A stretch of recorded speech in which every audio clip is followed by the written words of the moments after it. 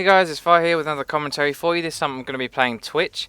Now this is on my Smurf again. This is around Silver 5 elo now. So the whole point of this commentary is basically teaching you how to win your lane through trading and control the lane. And then transition that into a mid game where you're going to dominate as well. So kind of snowball your early advantage. Now I'm playing Twitch at the moment and I think he's one of the strongest ADs at the moment. He's probably a hidden OP I reckon in low elo because of his ability to trade in lane, but also his transition into late game with his ultimate is so good. So I think I actually flash at this point by accident, so that's a little bit awkward, but we'll just pretend that never happened. So I'm going to talk about the matchup very quickly. I actually picked Twitch, there we go, I picked Twitch into Vayne. Now the reason I picked it into Vayne is because I think he's really good at trading early, and that's kind of the counter to Vayne. I can put myself at such an advantage early, probably about a 50 CS lead by the time I get out of lane, and possibly even kill her a couple of times as well, that I'll be just as strong as her late game. So I'm going to be able to snowball my advantage mid game, hopefully win a lot of team fights while she's still weak, and that way I'm going to be able to win the game. Now Vayne is a really popular pick at the moment, so if you're struggling to face her with your normal ADs that you play, I recommend you pick up Twitch and try and just play him. So I'm going to slow this down because this is where, look, you see I'm already trading with Vayne. She's at half health now. Now obviously I would be a little bit more low health if Soraka hadn't healed me, but the point I make here is just that Twitch is really strong at trading like that. A couple of auto attacks, and then he has an added bonus of an expunge, so you're always going to do more from just basic attack trading with the enemy AD. Now you see that she's the position she's in now. She's at half health, there's nothing she can do, and so I'm just going to freeze the lane. I'm not actually pushing it, I'm just waiting for her to try and come and CS, and then I can harass her a little bit more. So this is what a trick I do on Twitch all the time. I see it's not warded, I go into the bush, activate my stealth, come out, she doesn't realise I'm there, get to auto attacks, and then expunge. I could have probably flashed and maybe picked up first blood there, but I didn't think it was worth it because I know that she's now going to have to back, and I can just push this to turret, and now she's already at a really big disadvantage. You can see I have 16 CS and she has 3 at the moment. That's a huge disadvantage for her. She's just hit level 2 whereas I'm partway through level 3 already, and so I'm just going to poke Leona a little bit more under turret, get her on low health as well so that she can't do anything to engage when Vayne comes back. The way to beat Leona is just through poke and not full engages. Now you see that I'm just going to land auto attacks whenever possible because I want to try and get my expunge off onto Vayne. You notice there that I managed to get the second auto attack before the first tick of poison had actually run out. So I managed to get 2 stacks of my poison and expunge off 2 auto attacks that were separated by roughly 5 seconds. That is the key to trading as Twitch. No one expects you to put your auto attacks that far apart, but it's going to allow you to definitely get some damage onto them. So you see I'm going to get ganked here by Nasus. I have to use my cleanse on the Leona Q straight away because otherwise I would have died. And I don't have my flash because obviously I was a bit of a moron and flashed in the brush earlier. So you can see the advantage I have now. I have 30 to 15, but what I want to talk about now is my itemization. So I've gone double Dorans and longsword. Now there's 2 reasons I've gone double Dorans, and that's because double Dorans, first of all, is the most cost-effective item in the game, pretty much because of the amount of AD, health and lifesteal it gives you for 475 gold. The reason it's so cost-effective though is because it doesn't build into anything, so it's essentially wasted money. That's not going to be a part of your full build, so you're just putting 475 gold into being strong in lane. That's what I'm trying to do at the moment. I know that Vayne is most likely going to go double Dorans because she needs the extra health and AD to survive against me in lane. So I've gone for the double Dorans as well. This means that I'm going to be able to trade with her just as easily, and she's not going to get an advantage from buying double Dorans. And if she hadn't bought the double Dorans, I would have just continued to dominate her even harder. The reason I went for longsword and not something else like boots, for example, is because I want combat stats at this point. I want to be able to trade with her as much as possible, and the best way to trade with her is to have as much AD as possible. So obviously if I'd bought boots, then yes, I'd be a little bit faster, but it doesn't give me any combat stats, so it's pretty much just wasted. So we're going to move up here, and I'm going to try and get onto Nasus first because he's the lowest health target, and I might be able to kill my expunge, but unfortunately I'm not going to be able to. This means that I'm not actually going to pick anything up, but we get a great Malphite ult here, and we actually pick up both kills. So this was a really good play by Malphite to roam down. I believe he teleported onto a ward as well, which was good, but we're now going to get blue buff and we're also going to get Drake. This is another thing that I mentioned in my casting video, but I'm going to reiterate again, is that objectives are so important at low elo. People will lose their lane, there will be CS behind. You can see Malphite is 10 CS behind Rise. They each got a kill, and so Malphite should be behind in gold. But if we have a look, he should be practically even, if not ahead. He's 100 gold behind, and that's just because of that dragon. So if he didn't have the dragon gold there, he'd be even further behind. And while 300 gold doesn't sound like an absolute ton, it actually is quite a lot of gold. So you can see here I've just gone balls deep onto the enemy, and unfortunately Rise is TP'd in. Rise is actually out of mana here, so I see that he's out of mana, and I come back in and we managed to pick up a kill. But you can see that what Vayne was doing there was she was just trading auto attacks with me. People at lower elos don't really understand the concept of trading as much as someone who's a little bit better at the game. So what Vayne was trying to do was just pressure me and get her 3 stacks of silver bolts off. What she didn't realise was that her 3 stacks does not do more than my 5 auto attacks with Expunge. So obviously I started to win that trade. I popped my ultimate halfway through when I realised they were going to commit, and also when I saw the TP. So your ultimate is really, really good, but you don't necessarily have to use it at the start of engagement. If you're not sure when you're going to engage, it's better just to get a little bit of harass and then pop it halfway through, then pop it at the beginning, and then the enemy sees that and just backs off straight away. So you can see here I get a bit greedy. I actually 2v1, but the scumbag Sejuani that I was playing with actually came in and stole that with her ultimate. It was a little bit harsh, but that's fine. So you can see that I was basically just able to do that because I was such an item advantage over Vayne. We'll actually have a look at her now. She had double Dorans at that point, and that was it. She hadn't got her boots and she hadn't got the longsword. I'd gone back, bought tier 2 boots and also the cutlass, so I had a massive item advantage over her just because she hadn't bothered to go back and buy. That meant that I could literally just walk up to them, 2v1 them, because Vayne had no damage. It's really important that you actually look and you see what items people have all the time. If you can keep a track of items, then you're more likely to be able to trade effectively and work out when and when you shouldn't trade. So we can see here I pop my stealth to get away. This is another reason why Twitch is so good at lower reloads, because if you get caught yourself, all you have to do is pop your stealth and you just waddle away and you're perfectly fine. So we're going to try and steal this blue buff now. It's a little bit risky, so I wanted to wait, but we don't manage to pick it up, which is a little bit of a shame. But I am going to try and put as much damage onto them as possible. Unfortunately, we don't pick anything up there, but you can see that we managed to put a lot of damage onto them and force them away, which is just going to give me even more free farm. So you can see this is only 14 minutes into the game. We actually have a 6,000 gold lead, and I'm 203.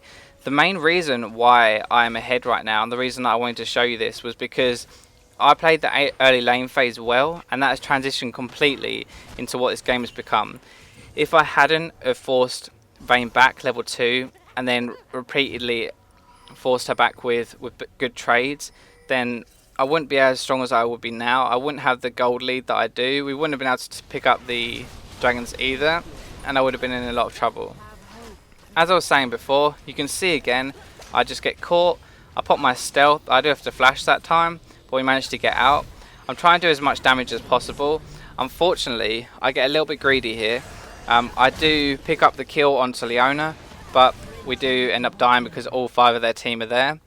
Now at that point I didn't really think I was going to get away because of the wither. I could have cleansed it, but I thought in the end it was just going to be a waste. I tried to pick up what I could and then get back into the then get back into the game. There's nothing I could really do there to get away, so I just decided not to waste my cleanse and save it for another opportunity.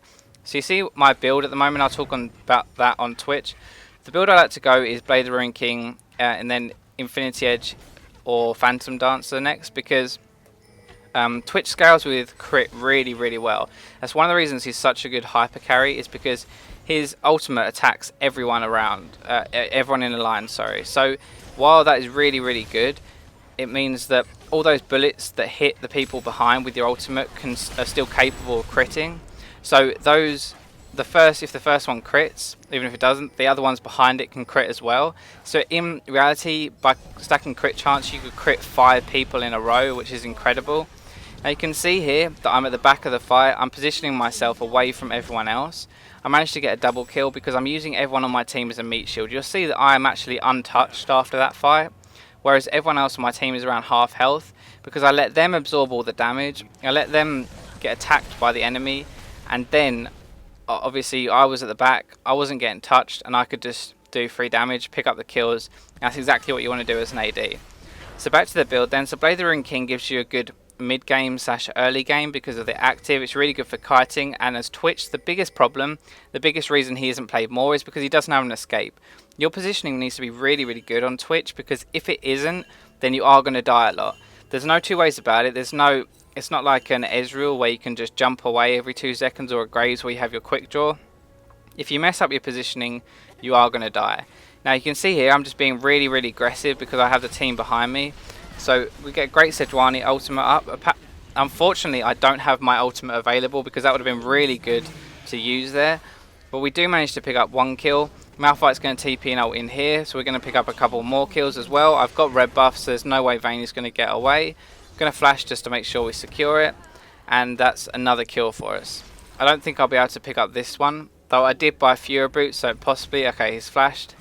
And TF's going to go really hard and pick up the kill, which is awesome. So we get an ace. Now, let me just talk about my boot choice. So you see I actually picked up Fury Boots already. Now the reason is because, as I was saying, Twitch doesn't have a escape. He doesn't have like a Vayne tumble or stealth. Even though Vayne doesn't have an innate escape, she has that mechanic to keep herself protected. Twitch has nothing. There is nothing in his kit that protects himself apart from the stealth. But obviously the stealth, if you're being attacked, doesn't actually activate for a long time. So if you're continually attacked on Twitch, it's very difficult for you to actually get into stealth. So in teamfights, it's not really a viable option for you to escape. So because of this, I bought Fury Boots. Between Fiora and Blade the Ruined King, there's no way anyone on their team can be able to stick to me and actually kill me, because I'm just going to kite them around. I'll probably have a red buff the whole time because we can control their red as well as my red. And I'm just going to be able to kite around, protect myself, and it puts less pressure on my team to protect me. This is a big thing that I always get questions on. Like, I get 1 or 2 questions a day on this particular topic, is how do I survive team fights when my team don't peel for me? Some of the questions I get are more just rage about how the team won't protect you. But the thing is that I'm playing with the same guys that you play with. These guys don't really know how to peel properly. Granted, some of the teams I get are a lot better than others, but most of them don't really know what peeling is. They just kind of like leave me to my own devices, and that's it. Let me just call back this fight very quickly. So I'm going to attack the closest person to me, which was Leona, and now I'm going to go on to Rise. I'm going to try and kite backwards, but I'm pretty sure I'm dead right now. Yeah, so I do unfortunately die. This was a bad fight because you can see Twisted Fate and Malphite weren't there, so it was actually a 3v5. But I still managed to pick up 2 kills because I positioned away from everyone else. You notice in the dragon area that, so let me just go here, the dragon area here, this is where we were by this ward right now. I positioned myself further down from the river so that the only person that they could focus to start with was going to be Sejuani, and then luckily that meant that I could just get some free damage onto Lona and onto Rise, and I managed to pick up 2 kills out of nothing pretty much. Back to what I was saying before, so the thing you need to really work on is just positioning yourself so that your team doesn't have to peel for you. If your team doesn't have to peel, that means that you obviously don't have to rely on them. You stand a much higher chance of winning team fights. Now the reason we did this is because it's very unlikely for them to be warding, because Leona is bot lane, Vayne is bot lane as well, and Nasus is going towards his blue buff. So I pinged onto this and we managed to pick up a free Baron. The other thing to note as well is that Twitch with an Infinity Edge Blade the Ruined King combo is really, really good at killing Baron, Dragon, so the objective control is incredible. You can see here that they just aren't warding. My ultimate absolutely melts Kha'Zix and Rise, and Leona there, sorry, and then we managed to pick up the Nasus as well.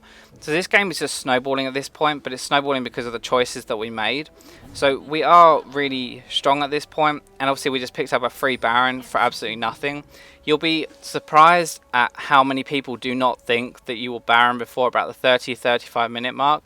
Most people in this game imagine the Baron as a dance, so you can't do Baron before you do the Baron dance, which is complete rubbish. Obviously you can do it.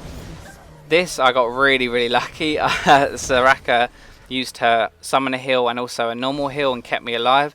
So I'm playing really ballsy at the moment. I'm kind of getting away with it because Soraka is just great at keeping people alive. But the enemy team aren't really doing a lot to stop us here. So we're just going to keep pushing towers.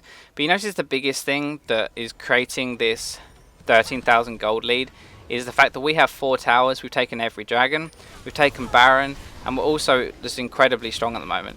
So you can see I get caught here. I kite backwards to allow myself, or allow Soraka to heal me, and as soon as I kite backwards I then turn around and start to kill them.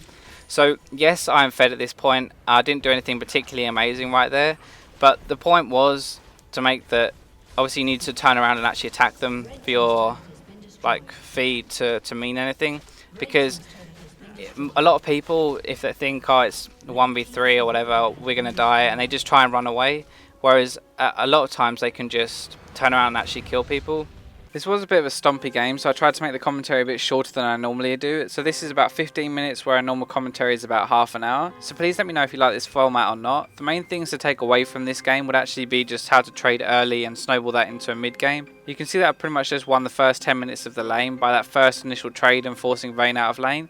So if you can learn to control yourself and control the lane like that, then you have a really good chance of winning solo queue. So on a side note as well, I am going to start streaming more as well. So if you want to go and follow my Twitch down below, as always, like and subscribe this video if you enjoyed it. Go like my Facebook, follow me on Nook, and I will catch you next time.